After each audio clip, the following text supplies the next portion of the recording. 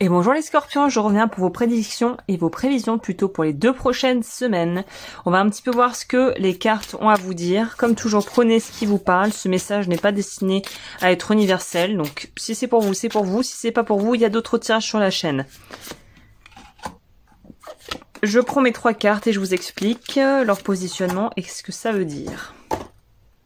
Donc déjà, j'ai les mains avec un peu d'eau dessus. Je me suis lavé les mains pour tout vous dire, après avoir fait de la cuisine et commencé mes tirages. Donc, la carte qui se situe ici nous parle de l'endroit où vous êtes actuellement dans votre vie présentement, ce que vous traversez. Ça, c'est ce qui va se passer, ou en tout cas ce qui arrive vers vous dans le futur. Ça, c'est le conseil. Donc, on commence avec la carte qui vous représente actuellement.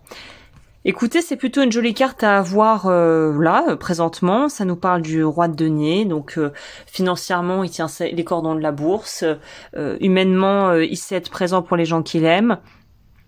Professionnellement parlant, il est aux commandes, il maîtrise, il sait où il va et c'est un bon leader. Sachant que le côté opposé nous parle de récoltes auxquelles on ne peut pas encore accéder. Là, il s'avère que tout est à disposition. En gros, l'herbe est verte, la nourriture abondante, tout semble bien aspecté. Vous êtes là sur votre trône, vous régnez et vous savez diriger d'une main de maître.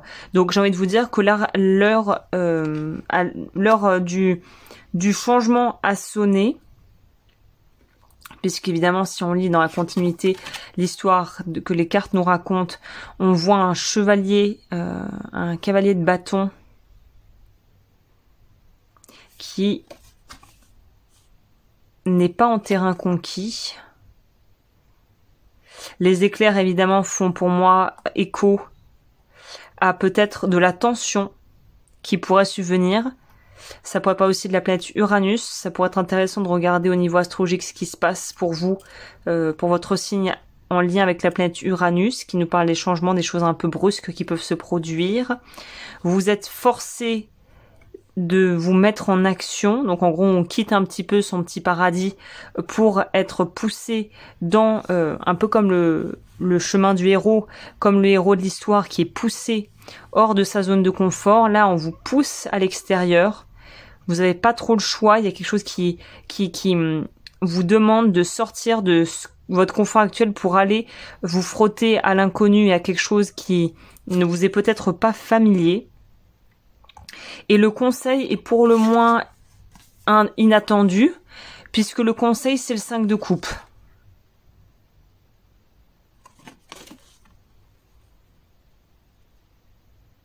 C'est comme si, et c'est marrant parce qu'il y a un petit scorpion, un petit clin d'œil pour vous là. On libère le scorpion qui est en vous.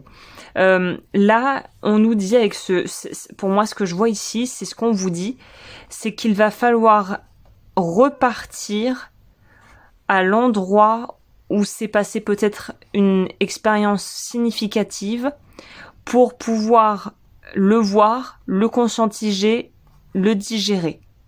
Le conscientiser, le digérer. Vous avez besoin de retourner symboliquement à un endroit douloureux en vous ou physique où vous avez peut-être vécu des difficultés pour pouvoir vous y confronter et voir si vous avez fait votre deuil par exemple d'une situation ou pas. Ça pourrait nous parler par exemple, alors je vais vous donner un exemple extrêmement concret pour le coup. Vous avez travaillé dans une entreprise, je sais pas, prenons l'exemple d'un commerce dans votre ville. Ça s'est très mal passé, le patron était peut-être quelqu'un d'assez odieux et toxique. Vous êtes parti finalement parce que vous n'en pouviez plus de ce job et de ce patron. Et en fait, pendant plusieurs peut-être mois ou semaines ou années, vous ne passiez plus devant l'endroit. Vous preniez même des détours dans votre ville pour ne plus passer devant ce truc tellement vous aviez la boule au ventre à vous dire « Mon Dieu, j'ai peur de le recroiser ou de la recroiser ». Et là, en fait, c'est peut-être le moment d'aller, de vous frotter à finalement votre espace en vous de résilience et de vous dire plutôt que de prendre toujours des tours, et si je passais par l'avenue principale, et si je passe devant la boutique et que finalement il se passe rien, mais que moi je sais que quoi qu'il arrive j'ai confiance en moi et je ne laisserai plus cette personne me malmener parce que c'est du passé. Voilà, c'est de se dire, voilà, est-ce que ce qui vous a fait du tort ou causé de la douleur par le passé a encore un pouvoir sur vous, ou est-ce que c'est fini?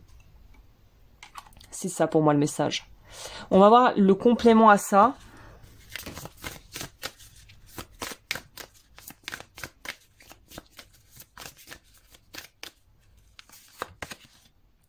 Le karma transgénérationnel. Donc on pourrait aller encore plus loin que simplement des douleurs qu'on a pu créer dans cette vie. Si vous croyez à ça, c'est peut-être des choses que vous avez héritées de votre arbre généalogique.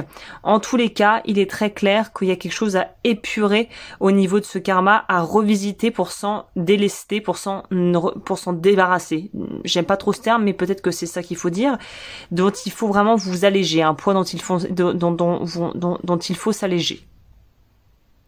Voilà. Et bien écoutez, message qui a pour le mérite d'être très clair. J'espère que ça vous a plu. Si c'est le cas, un petit pouce en l'air, vous abonner, me rejoindre sur Patreon et sur YouTube. Et je vous dis à très bientôt pour de nouvelles aventures.